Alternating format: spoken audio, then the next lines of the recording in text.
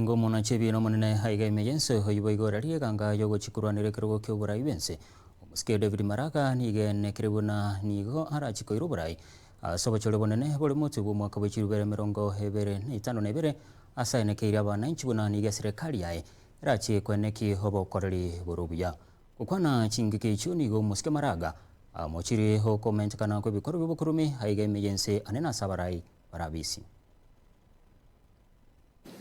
Fellow Kenyans, this is my personal pledge to you.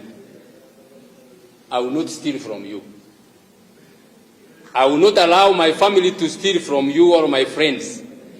Those I will appoint to serve with me, I will not allow them to steal from you.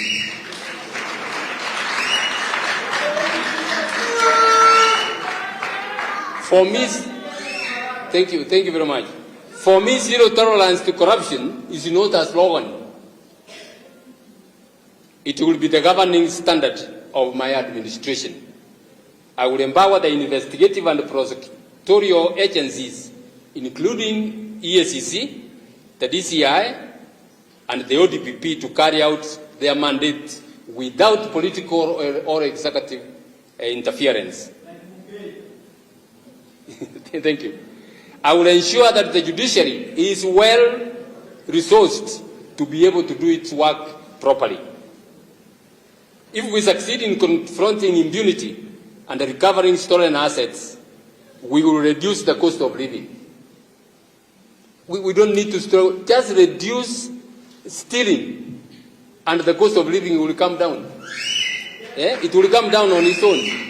We will not be talking about bags of maize being sold at this packets of maize flour being sold at so much. That will come down. When you have an economy that is progressive. I have never been associated with any corruption scandal. I am ready. Thank you. I am ready to declare on oath. I am ready to declare on oath my assets and give a full account of how I acquired each piece.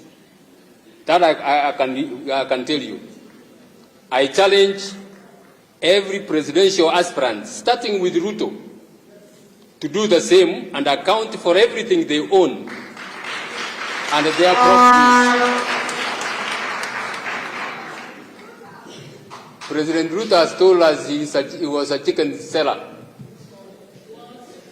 Let him come and show us how he sold that chicken and got what he has got. That some of us are so daft we can't get that. The 2027, as I said, is a defining moment in the history of our country.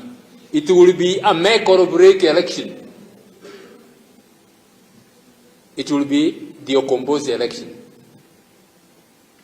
We must liberate ourselves from the chains that Ruto has shackled us with. And take it from me, fellow Kenyans. Take it from me. If Ruto Oro is re-elected, or anyone who espouses his value systems, takes the reins of this country, it will be tragedy.